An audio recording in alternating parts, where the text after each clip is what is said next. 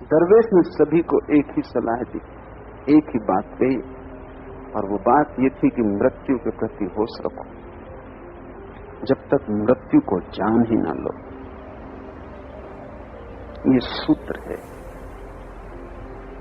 इससे एक क्षण को मत भूलो कि मृत्यु है, क्योंकि जब तुम मृत्यु को भूलते हो तभी तुम भटकते हो।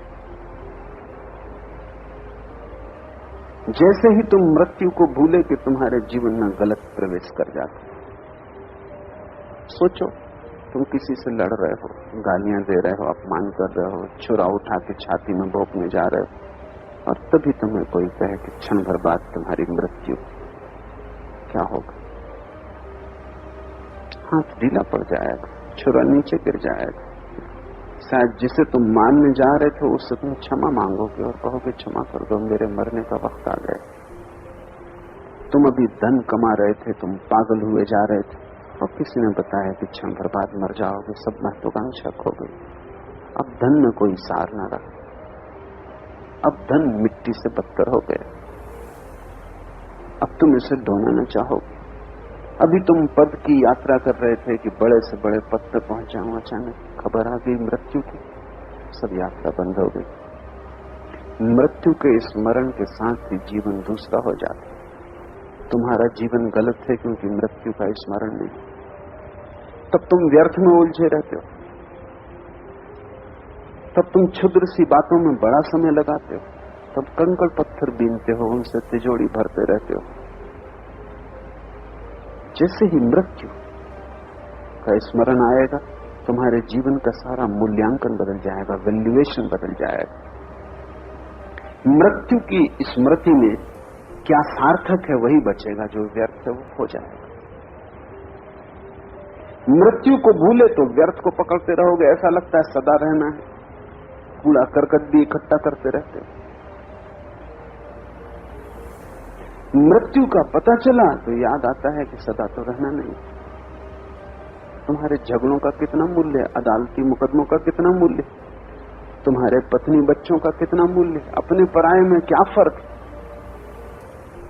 जैसे ही तुम्हें मृत्यु का स्मरण आता है, घर नहीं रह जाता, केवल प्रतीक्षालय हो जाता। रेलवे स्टेशन पर, एयरपोर्ट पर तुम बैठे हो वेटिंग रूम में, वो तुम्हारा घर नहीं। कोई अगर वहां कचरा भी फेंक दे तो तुम बैठे देखते रहते हो, ये भी नहीं कहते कि उठाओ ये कचरा, घर गंदा कर दिए। तुम किसी से वहां झगड़ते भी नहीं। किसी का पैर भी तुम्हारे पैर पर पड़ जाए तो तुम जानते हो धक्कम धुक्की है, लोग जा रहे हैं, आ रहे हैं। कोई तुम्हारा घर नहीं। अभी लोग जा रहे हैं, घड़ी भर बाद तुम्हारा भी समय आ जाएगा, तुम भी चले जाओ। जैसे ही मृत्यु का स्मरण आता है, जीवन एक प्रतीक्षालय हो गया। वहां बसने को तुम नहीं हो, वहां थोड़ी देर का विश्राम, वो पड़ाव, वो मंजिल नहीं, वहां से जाना ही होगा। और जहां से जाना है वहां की बातों में कितना अर्थ, जहां से जाना है वहां की क्षुद्र समस्याओं में उलझने का क्या सार। दरवेश ने कहा, मृत्यु के प्रति होश रखो जब तक मृत्यु को जान ही ना लो, और तब तक ये होश रखना होगा जब तक मृत्यु से साक्षात्कार ना हो जाए। तुम तो उल्टा कर रहे हो, मृत्यु की तरफ पीठ किए हुए भाग रहे हो, कहीं साक्षात्कार ना हो जाए, कहीं मृत्यु सामने न मिल जाए। दरवेश कह रहा है कि तुम उसका सामना ही कर लो, क्योंकि जैसे ही तुम उसे देख लोगे भय से मुक्त हो जाओगे। फिर कोई भय नहीं है जिसने मृत्यु को देख लिया। क्यों? क्योंकि जिस दिन मृत्यु देख ली जाती है उस दिन देखने वाला मृत्यु से अलग हो जाता है, दृश्य और दृष्टा अलग हो जाता है। तब मृत्यु भी इस जगत की एक घटना हो जाती है और तुम साक्षी हो जाते हो। जब तुम मृत्यु को ठीक से देख लेते हो तुम अमृत हो जाते हो। मृत्यु का साक्षात्कार मनुष्य को अमृत दे देता है। इसलिए मैं तुम्हें एक सूत्र देता हूं, मैं निरंतर कहता हूं कि संभोग को अगर तुम देख लो तो समाधि, मृत्यु को अगर तुम देख लो तो अमृत।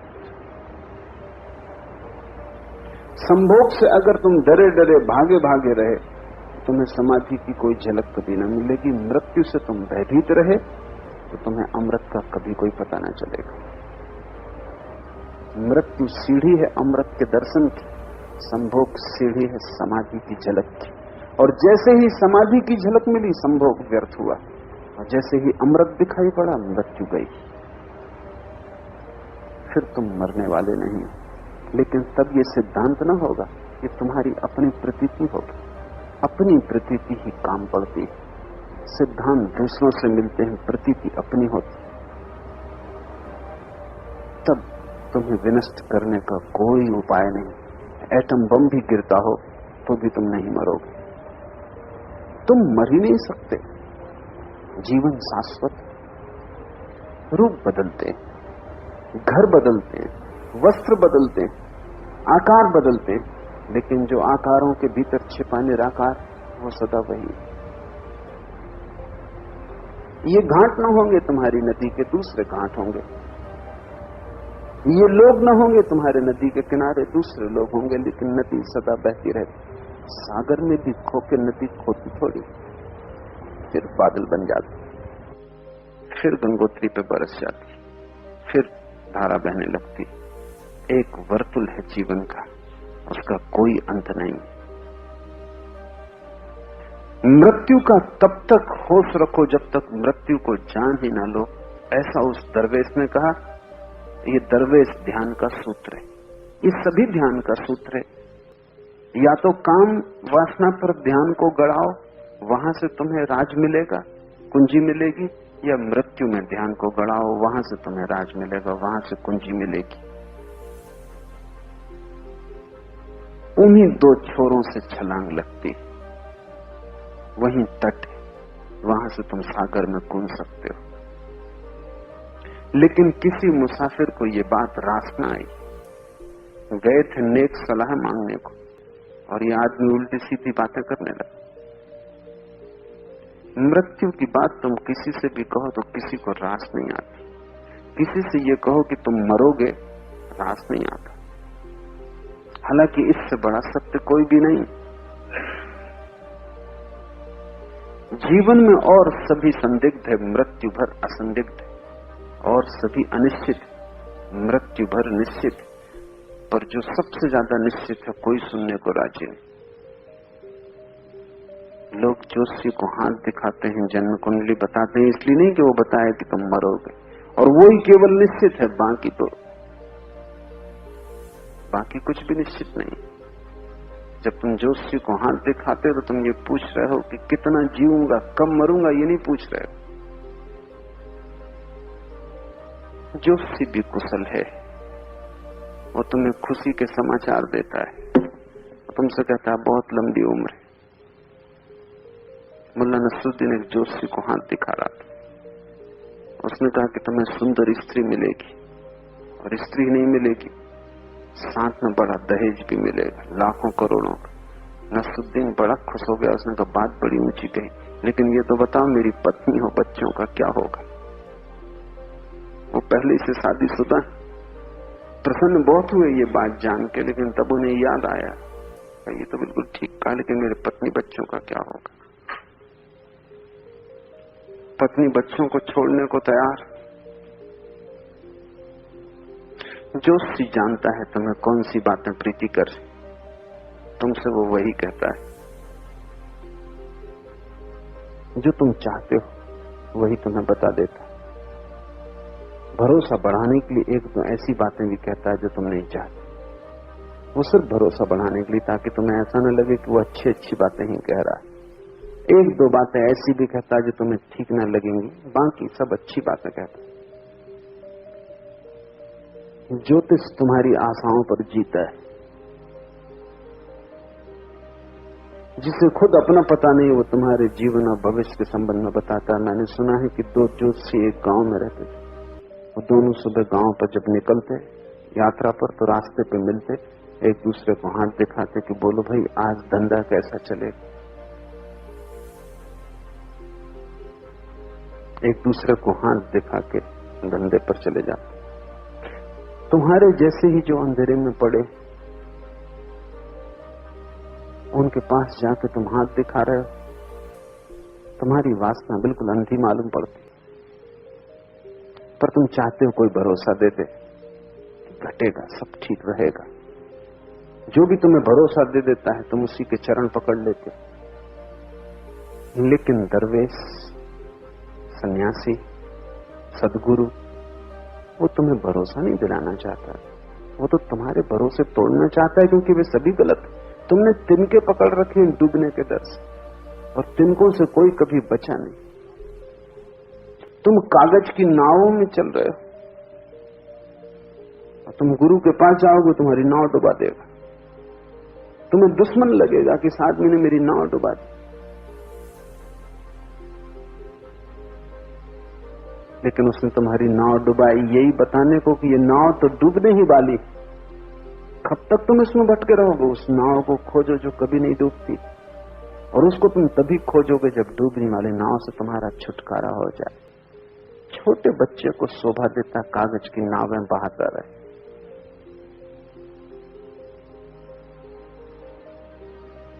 लेकिन आखिरी उम्र तक, बुढ़ापे तक तुम कागज की नावें बहाते हो। तुम्हारा सारा जीवन का चक्र कागज की नाव से बना है। अखबार में तुम्हारा नाम बड़े अक्षरों में छप जाए, तुम कितने प्रसन्न होते, कागज की नाव।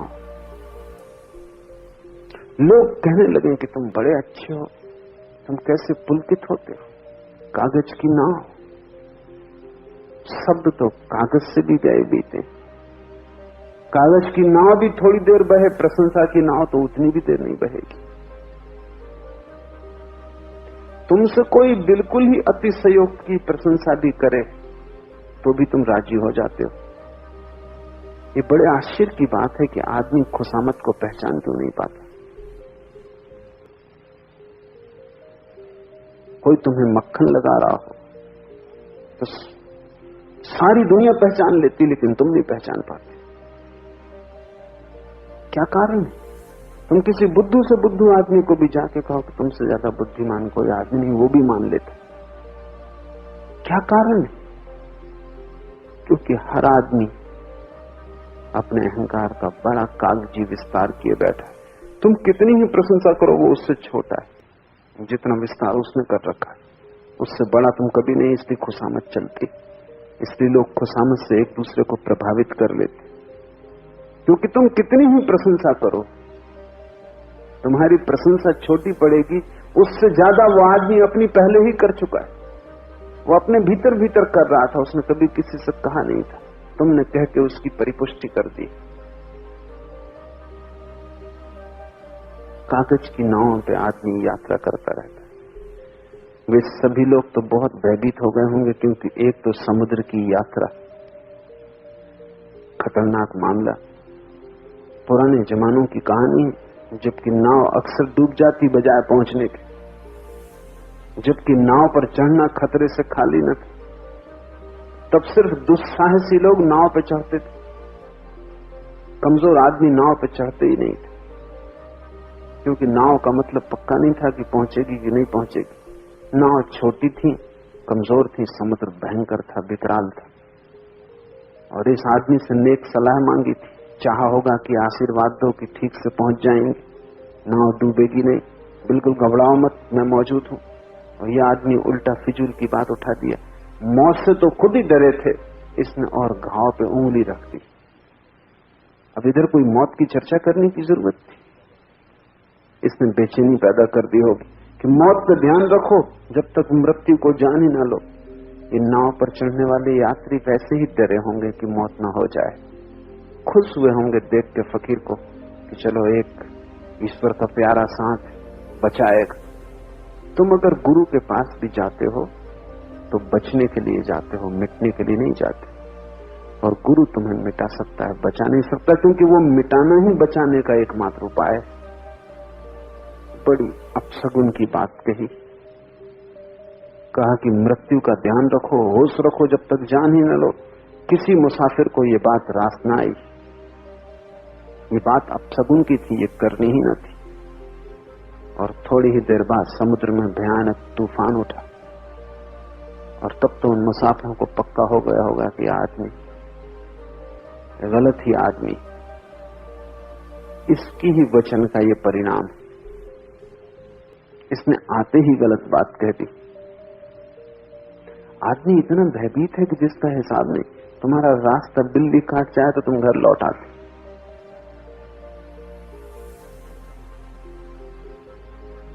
इतने डरते हो कहीं अपशगुन न हो जाए। मगर अभी तो लौटने का कोई उपाय न था, जहाज पे सवार हो गए।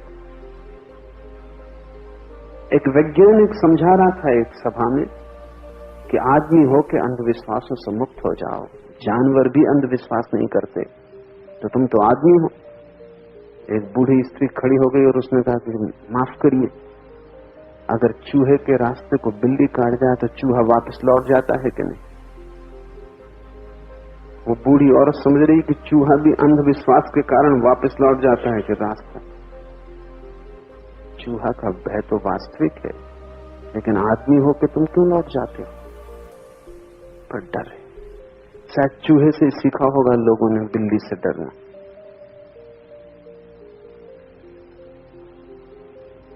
जब आ गई चारों तरफ मौत मालूम होने लगी, तूफान उठा भयानक, त्राही त्राही मच गई। नाविक और यात्री सभी घुटनों पर झुक गए और ईश्वर से जहाज को बचाने की प्रार्थना करने लगे। हम ईश्वर से हमेशा बचने की प्रार्थना करते, इसलिए हमारी प्रार्थनाएं उस तक नहीं पहुंच सकती। ये प्रार्थनाएं ऐसे ही जैसे बीज बचने की प्रार्थना कर रहा हो, और बड़ी कृपा है परमात्मा की को तुम्हारी प्रार्थना सुनता नहीं, क्योंकि तुम बच जाओगे तो तुम सड़ जाओगे। तुम बीज हो, अभी तुम वृक्ष नहीं हो। बीज की तरह तो तुम्हारा मिटना ही कल्याण। अगर बीज बच गया तो कभी भी वृक्ष ना हो पाएगा। तुम्हें पता ही नहीं कि तुम क्या मांग रहे हो। तुम कह रहे हो मुझे बचाओ। तुम ही रोग हो, तुम ही तुम्हारे कारागृह हो। तुम्हारे अतिरिक्त तुम्हारा कोई दुश्मन नहीं, तुम ही बाधा हो, और तुम प्रार्थना कर रहे हो कि मुझे बचाओ। तो जो गुरु तुम्हें बचाते हैं, तुम उनके पीछे लाखों की संख्या में जाते हो। कोई ताबीज बांट रहा है, कोई राख दे रहा है, क्योंकि वो तुम्हें बचा रहे हैं। और तुम्हें पता नहीं कि गुरु तुम्हें मिटाएगा, बचाएगा कैसे। वो ताबीज कैसे देगा? ताबीज का अर्थ ही क्या होता है? तुम जैसे हो अगर बच गए तो इससे बड़ा कोई दुर्भाग्य नहीं। तुम खुद ही सोचो, एक बार विचार करो भीतर कि तुम जैसे हो अगर ऐसे ही सदा के लिए बच गए तो कैसी मुसीबत न हो जाएगी। राजी हो जैसे हो इससे ही। कोई तृप्ति हो गई है इससे, कोई ऐसा संगीत भीतर पैदा हुआ है कि अब ये सदा बसता रहेगा तो तुम प्रसन्न रहोगे। कुछ भी तो तुम्हारे हाथ में नहीं। कूड़ा करकट तुम्हारी आत्मा पर है। दीनता दरिद्रता के सिवाय तुमने कुछ जाना नहीं। भीतर सिवाय आंसुओं के और कुछ भी नहीं। मुस्कुराहट में सब तुम्हारी झूठी है। नाचे तुम कभी भी नहीं हो। नाच तुम सकते कैसे हो? ऐसा तुम्हें कुछ मिला नहीं जिसके कारण तुम नाचो। मीरा कह सकती पद घुंघरू बांध मीरा नाची रे, क्योंकि पद घुंघरू तभी बनते हैं जब कृष्ण मिल जाए, जब जीवन का परम सत्य मिल जाए। तुम जैसे हो अगर बच गए तो इससे बड़ा कोई अभिशाप न होगा, और यही तुम मांग रहे हो। खलील जिब्रान ने कहीं कहा है कि परमात्मा बड़ा कृपालु है कि आदमी की प्रार्थनाएं नहीं सुनता, क्योंकि सुन ले और राजी हो जाएगा, अच्छा चलो ठीक। इसलिए समझदार व्यक्ति परमात्मा से ये नहीं कहता कि मेरी प्रार्थना पूरी करना, वो उससे कहता है जो तेरी मर्जी वो तो पूरी करना। क्योंकि हम तो ये भी नहीं जानते क्या मांगे। हम तो गलत ही मांगेंगे क्योंकि हम गलत हैं। हमारी तो मांग भी उपद्रव होगी। और तुम्हारे पूरे जीवन की कथा यही कि जो तुमने मांगा वो तुम्हें मिल गया, फिर तुम उससे परेशान हो गए। न मिलता तो रोते, मिल गया तो रो रहे हो, और तुम कभी गौर करके नहीं देखते।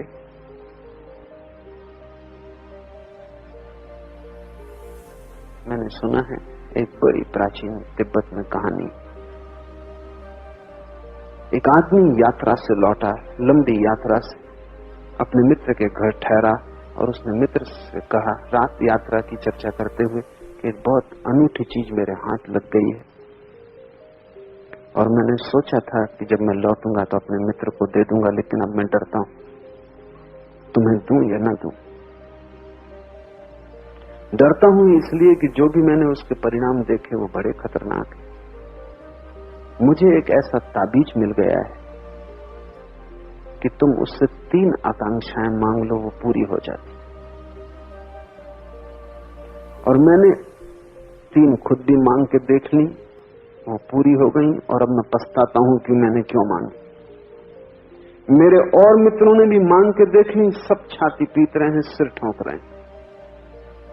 सोचा था तो मैं दूंगा, लेकिन अब मैं डरता हूं, दूं या न दूं। मित्र तो दीवाना हो गया, उसने कहा, तुम ये क्या कहते हो, न दूं?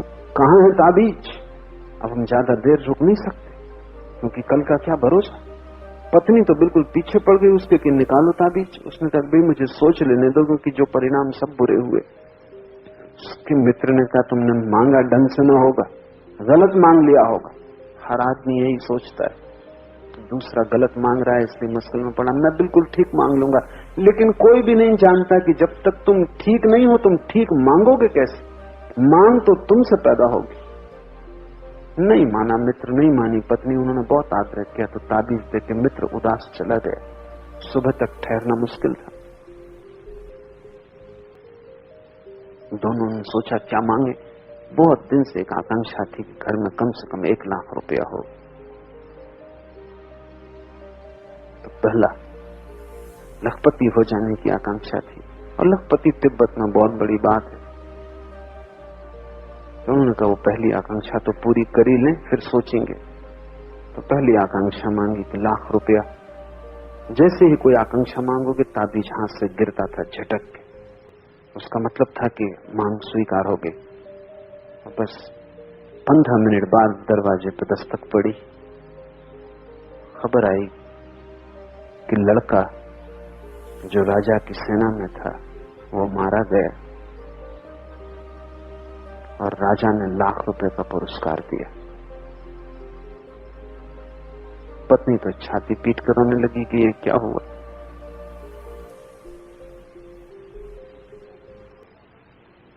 उसने कहा कि दूसरी आकांक्षा इसी वक्त मांगो कि मेरा लड़का जिंदा किया जाए। बाप थोड़ा डरा। उसने कहा कि ये भी जो पहली का फल हुआ, पर पत्नी एकदम पीछे पड़ी थी कि देर मत करो, कहीं वो दफना न दे, कहीं लाश सड़गल न जाए, जल्दी मांगो। तो दूसरी आकांक्षा मांगी कि लड़का हमारा वापस लौटा दिया जाए। ताबीज गिरा। 15 मिनट बाद दरवाजे पर किसी ने दस्तक दी। लड़के के पैर की आहट थी। उसने जोर से कहा, पिताजी। आवाज भी सुनाई पड़ी, पर दोनों बहुत डर गए। इतनी जल्दी लड़का आ गया। बाप ने बाहर झांक कर देखा, वहां कोई दिखाई नहीं पड़ता। खिड़की में से देखा, वहां कोई दिखाई नहीं पड़ता। कोई चलता फिरता मालूम होता है। वो लड़का प्रेत होकर वापस आ गया, क्योंकि शरीर तो दफना दिया जा चुका था। पत्नी और पति दोनों घबरा रहे हैं कि अब क्या करें, दरवाजा खोलें कि नहीं, क्योंकि तुम भला कितना ही लड़के को प्रेम किया हो, अगर वो प्रेत होकर आ जाए तो हिम्मत पस्त हो जाएगी। बाप ने कहा, रुक, अभी आकांक्षा और मांगने को बाकी। और उसने ताबीज से कहा कि कृपा करो इस लड़के से छुटकारा, नहीं तो अब ये सताएगा जिंदगी भर। ये प्रेत अगर यहाँ रह गया घर में, इससे छुटकारा करवा दे। और पति आधी रात गया ताबीज देने, अपने मित्र को वापस रुका कि इसे तुम कहीं फेंक ही दो, अब किसी को भूल के मत देना। तुम्हारी पूरी जिंदगी की कथा इस ताबीज की कथा में छिपी। जो तुम मांगते हो वो मिल जाता, नहीं मिलता तो तुम परेशान होते हो, मिल जाता फिर तुम परेशान होते। गरीब दुखी दिखता, अमीर और भी दुखी दिखता। जिसकी शादी नहीं हुई वो परेशान है, जिसकी शादी हो गई वो छाती पीट रहा है, सिर ठोंक रहा है। जिसको बच्चे नहीं है वो घूम रहा है साधु संतों के सत्संग में कि कहीं बच्चा मिल जाए। जिनको बच्चे हैं वो कहते हैं कैसे इनसे छुटकारा होगा, ये क्या उपद्रव हो गए। तुम्हारे पास कुछ है तो तुम रो रहे हो, तुम्हारे पास कुछ नहीं है तो तुम रो रहे हो। और मौलिक कारण यह है कि तुम गलत हो, इसलिए तुम जो भी चाहते हो वो गलत ही चाहते हो। फकीर मृत्यु की बात कहा उन लोगों से जो जीना चाहते थे। समुद्र में भयंकर तूफान, त्राही त्राही मच गई, लोगों ने घुटने झुक गए और ईश्वर से जहाज को बचाने की प्रार्थना करने लगे। फकीर बड़ा हैरान हुआ होगा, अभी अभी नेक सलाह दी थी कि मृत्यु का ध्यान करना, और मृत्यु सामने खड़ी है और तुम जीवन की आकांक्षा कर रहे। सभी फकीर हैरान होते हैं, तुम्हें जो भी सिखाओ क्षण भर बाद तुम उससे उल्टा करते हो, सलाहें ली नहीं जाती, परंपरा के कारण लोग मांगने चले आते। लेकिन इस आतंक के बीच दरवेश अनुद्विग्न और शांत बैठा रहा। इससे शुभ अवसर और क्या होगा कि मृत्यु चारों तरफ खड़ी थी और वो दृष्टा हो गया होगा। वो देखता रहा होगा कि मौत चारों तरफ घट रही, सब तरफ मौत है, तूफान है, सागर। उसने कोई प्रार्थना न की बचाने की, उसने तो धन्यवाद दिया होगा कि अच्छा अवसर दिया, एक परिस्थिति जिसमें मैं पूरी तरह जाग सकता हूं। धार्मिक व्यक्ति परमात्मा को धन्यवाद देता है, अधार्मिक प्रार्थना करता है। धार्मिक की प्रार्थना सदा धन्यवाद है, अधार्मिक की प्रार्थना सदा मांग, कुछ दो। और धार्मिक की प्रार्थना सदा यह है कि तूने इतना दिया है कि मैं अनुग्रहित हूं, अब और क्या मांगना है। वो शांत इस आतंक के बीच अनुद्विग्न बैठा रहा। फिर समुद्र शांत हुआ। तब एक सहयात्री ने दरवेश से पूछा, क्या आपने नहीं देखा कि इस खौफनाक तूफान के दरमियान हमारे और मौत के बीच एक तख्ते से ज्यादा मजबूत और कुछ भी नहीं था। ये नाव का तख्ता ही था एकमात्र। जरा भूल-चूक सागर जरा और पागल कि तख्ता उलट जाता और हम गए थे। मौत बिल्कुल करीब थी, तख्ते का फासला था, हाथ बढ़ा और मिल जाती। क्या आपने नहीं देखा? दरवेश ने कहा, मैं जानता था कि समुद्र में ऐसा सदा रहता है, एक तख्ते रहता है जो फासला है। लेकिन जब मैं जमीन पर था तब भी बराबर देखा किया कि आम जिंदगी में हमारे और मृत्यु के बीच इससे भी कम बचाव। समुद्र में तो ऐसा होता ही है, एक तख्ता होता है, जिंदगी में उतना भी नहीं, फासला है ही नहीं तुम्हारे और मौत के बीच। मौत से तुम हर घड़ी सटे खड़े हो। क्यों? क्या मतलब है इसका? इसका मतलब है शरीर से तुम सटे खड़े हो। शरीर मरण धर्म है, तुम में और शरीर में रत्ती भर फासला नहीं, और शरीर मृत्यु है, वो मरेगा, किसी भी क्षण मर सकता है। मरना उसका स्वभाव है। वस्तुतः मौत घट ही चुकी, वो मरा ही हुआ और उसी तुम सटे खड़े हो। तो सागर में तो कम से कम लकड़ी का एक तख्ता था, लेकिन आम जिंदगी में उतना तख्ता भी नहीं। मृत्यु के प्रति जो जागेगा वो शरीर के प्रति भी जागेगा, क्योंकि शरीर और मृत्यु एक ही अर्थ रखते हैं। जैसे ही तुम शरीर के प्रति जागोगे, मृत्यु के प्रति जागोगे, वैसे ही फासला होना शुरू हो जाएगा। और फासला इतना बड़ा है कि उससे बड़ा कोई दूसरा फासला नहीं हो सकता। तुम अमृत हो, शरीर मृत्यु है, फासला और इससे ज्यादा बड़ा क्या हो? तुम शाश्वत हो, शरीर क्षणिक है। तुम सदा से हो, सदा रहोगे, शरीर अभी है, अभी नहीं हो जाएगा। तुम चैतन्य हो, शरीर मिट्टी है, शरीर दिया है मिट्टी का, तुम ज्योति हो। फासला बहुत बड़ा है, अनंत फासला है। इससे बड़ा कोई चमत्कार नहीं दुनिया में कि ये फासले कैसे पूरे हो गए, पदार्थ और परमात्मा का मिलना कैसे घटित हुआ है। ये बड़े से बड़ा चमत्कार है। लेकिन जैसे तुम खड़े हो आंख बंद किए दिए के तले अंधेरे में, वहां फासला बिल्कुल नहीं। और फकीर ने ठीक ही कहा कि आम जिंदगी में मौत में और तुम में इंच भर का फासला नहीं, फिर भी तुम मजे से चलते हो जैसे कि मौत है ही नहीं। अगर लोगों को देखो तुम्हें लगेगा मौत है ही नहीं। कोई मरने के ख्याल से नहीं भरा है। आखिरी क्षण तक भी आदमी जिंदगी के ख्याल से भरा रहता है और आखिरी क्षण तक बचने की कोशिश करता है। आखिरी कण को भी पकड़ता है सहारे की तरह। और जिंदगी में कुछ भी नहीं है पकड़ने जैसा। न उससे कुछ मिला है, न कुछ मिल सकता है। जो भी मिला है वो भी दुख सिद्ध हुआ है, वो ताबीज भयंकर। एक सहयात्री ने पूछा, ये भी बाकी सहयात्री फिर ना आए, क्योंकि आदमी वैसी खतरनाक हो सकता है इसी के अपशगुन वचन के कारण ये तूफान उठा। तो भले लोग थे कि उन्होंने इस फकीर को उठा के नहीं फेंक दिया, क्योंकि ये चुपचाप खड़ा था और प्रार्थना नहीं कर रहा था।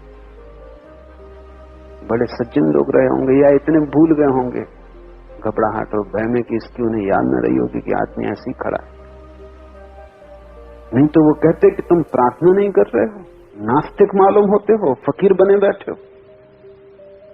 और जब सब खतरे में है तो तुम तो परमात्मा के सबसे ज्यादा निकट हो, तुम्हारी आवाज जल्दी सुनी जाएगी, प्रार्थना करो। उन्होंने जबरदस्ती इसके घुटने टिकवाए होते या इसे उठा के समुद्र में फेंका होता। ये गलत आदमी सवार, इसी की वजह से नाव मुसीबत में पड़ गई और फिर इसने आते ही मौत की बात कह दी। शायद घबराहट में वे इसे भूल गए, फिर दोबारा वे इसके पास न आए होंगे, क्योंकि इस आदमी से सांत्वना नहीं मिल सकती। इस आदमी से वे बचने लगे होंगे। एक सहयात्री ने सिर्फ इतना कहा कि क्या आपने देखा कि मौत और हम कितने करीब थे? फकीर ने कहा कि मैं तो यही देख रहा हूं सब जगह कि मौत और हम बिल्कुल करीब हैं, और यही तो मैं कहता हूं कि मौत के प्रति सजग रहो। सतत सुबह उठ के जानो कि यह आखिरी दिन होगा, सांझ सोते वक्त जानो कि यह आखिरी रात है। काश तुम ये सजगता को थोड़ा सा संभाल लो तो तुम पाओगे तुम्हारे जीवन में ऐसा रस बरसने लगा मौत की सजगता से। रात सोते वक्त अगर तुम्हारे मन में यह ख्याल हो कि ये रात आखिरी होगी, धन्यवाद दे दो परमात्मा को जो उसने दिया। संसार के मित्रों परिजनों को धन्यवाद दे दो मन में जो उन्होंने दिया, जो उन्होंने तुम्हारे लिए किया, क्योंकि हो सकता है सुबह तुम न उठो और धन्यवाद का समय न मिले। इस रात को आखिरी मान के सो जाओ। अगर तुम इस रात को आखिरी मान के सो सकते हो, तुम्हारी नींद का गुणधर्म बदल जाएगा। क्योंकि अगर ये आखिरी है तो सपने नहीं आएंगे। सपने का क्या अर्थ, वो तो तैयारी है कल के जीवन की। अगर ये आखिरी है तो तुम ऐसे सो जाओगे जैसे परमात्मा की गोद में सो गए। सुबह उठने का कोई ख्याल नहीं तो तनाव क्या? कल तो तनाव है, कल के कारण ही तो मन में बेचैनी है। इसलिए कल जब बहुत काम होता है तो तुम रात सो नहीं पाते। अब कल तो होने वाला नहीं है, ये रात आखिरी हो सकती है, और एक न एक दिन तो ऐसी रात आएगी जो आखिरी होगी। बिना धन्यवाद दिए मत चले जाना, क्योंकि फिर पछताने से कुछ भी ना होगा। तो हर रात ही कर लो, क्योंकि कोई पक्का पता नहीं कौन सी रात ये होगा। रात सोते समय आखिरी रात, सबको धन्यवाद दे दो। जिनसे क्रोध किया हो उनसे क्षमा मांग लो। जिन्होंने तुम्हारे लिए कुछ किया हो उन्हें धन्यवाद दे दो। जिन्होंने कुछ भी न किया हो, कम से कम उन्होंने तुम्हारा कुछ बुरा नहीं किया, उन्हें भी धन्यवाद दे दो। जिन्होंने तुम्हारा बुरा किया हो, जिनके प्रति मन में द्वेष, घृणा, क्रोध हो, उनसे भी क्रोध घृणा का संबंध तोड़ लो। क्योंकि जब शरीर ही ना बचेगा तो क्या नाता, क्या रिश्ता। अपने पराये से मुक्त हो जाओ और चुपचाप सो जाओ जैसे ये आखिरी रात। तुम्हारी रात का गुणधर्म बदल जाएगा। शरीर सोया रहेगा, तुम्हारे भीतर कोई जागेगा। दिए के नीचे का अंधेरा जो है वो धीरे धीरे मिटने लगेगा। सुबह जब उठो तो पहला काम परमात्मा को धन्यवाद दो कि एक दिन और तूने दिया। बस प्रसन्नता से, इस अनुग्रह भाव से इसे स्वीकार कर लो। रात फिर आखिरी मान के सो जाओ। प्रत्येक पल को धन्यवाद से स्वीकार करो और प्रत्येक पल को अंतिम मान के विदाई का क्षण भी समझ लो। ये तुम्हारे जीवन का सूत्र बन जाए, तुम जल्दी ही पाओगे तुम और हो गए, नए हो गए। तुम्हारे भीतर कोई दूसरा ही जन्म गया। इस बात के लिए उस फकीर ने कहा था, मृत्यु के प्रति होश रखो जब तक मृत्यु को जान ही न लो। मृत्यु का स्मरण एक दिन अमृत का दर्शन बन जाता। आज इतना।